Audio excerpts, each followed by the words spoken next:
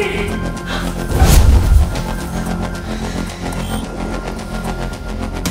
আসলে ও আমার খালাতো ভাই, বেড়াতে আসছিল তো।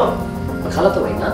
খালাতো ভাই বাসায় বেড়াতে আসলে তার সাথে বেডে বসে শুয়ে জড়ি ধরে থাকতে হয়, তাই না? মানে চুপ থাকো।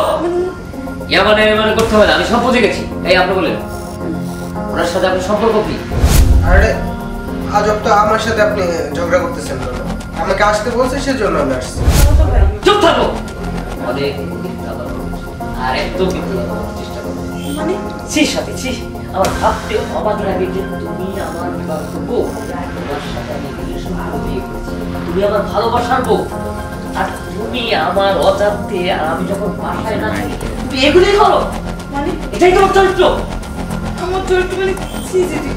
আমার প্রতি তোমার একটু বিশ্বাস করে তুমি আমার চরিত্র নিয়ে কথা বলতে পারলা? অনেক বিশ্বাস করেছি, তোমাকে বিশ্বাস করেই আজ আমার এই বউ। আমি অনেক বিশ্বাস করেছিলাম। তোমার জন্য কি করিনি আমি, কি বাদ রেখেছি?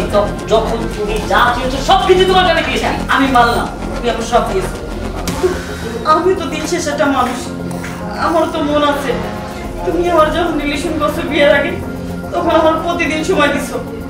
বিয়ের পরে আমারও তো মন চায় একটু আদর ভালোবাসা পাইতে, তুমি তো আমার কখনোই দাও নাই। আমি তো একটা মানুষ নাকি? তাই বলে তুমি একটা অন্য পথ বসতে এসে বেডে সময় কাটাবে? আচ্ছা, আমি তোমাকে ভালোবাসি না? আমি তোমাকে ঠিকই ভালোবাসি। আচ্ছা, আগেও ভালোবেসেছি, এখনো ভালোবাসি। তুমি আমার ভালোবাসা এটা মানলাম, কিন্তু তুমি তো আমার আগের মতো সময় দাও না। বিয়ের আগে তুমি আমার প্রতিদিন সময় দিতা, বিয়ের পরে একটা রাত্রও সময় দাও না, আমার একটা দিনও সময় দাও না। আমার এটাই তোমার, আমার তো একটা চাহিদা আছে, আমি তো একটা মানুষ নেই। চুপ থাকো। আর একদম একটা কথা বলো,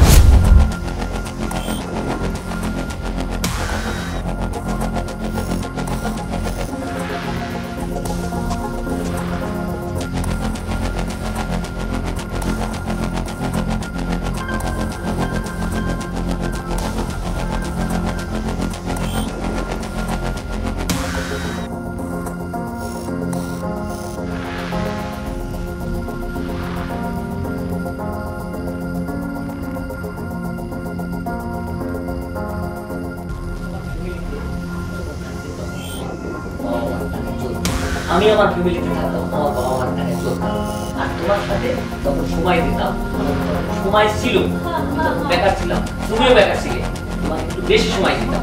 যখন তোমার আর আমার বিয়ে হয়েছে, তখন আমার তোমার সমস্ত দায় আমার নিতে হয়েছে। তোমার ইচ্ছা, তোমার চাহিদা, তোমার একটা শাড়ি, তোমার একটা স্বর্ণের জিনিস, তোমার ঘরের আসবাবপত্র, কর্ম করে তোমাকে দিতে হচ্ছে। আর যখন তুমি তোমার বাবার বাসা ছিলে, তখন তার এগুলি প্রয়োজন ছিল, তাই তোমাকে সময়টা বেশি দিয়েছি। আর এখন তোমাকে আমি সময়টা কম দিচ্ছি, কারণ এই সময়টুকু আমার কর্মব্যস্ততায় আমি আসছি।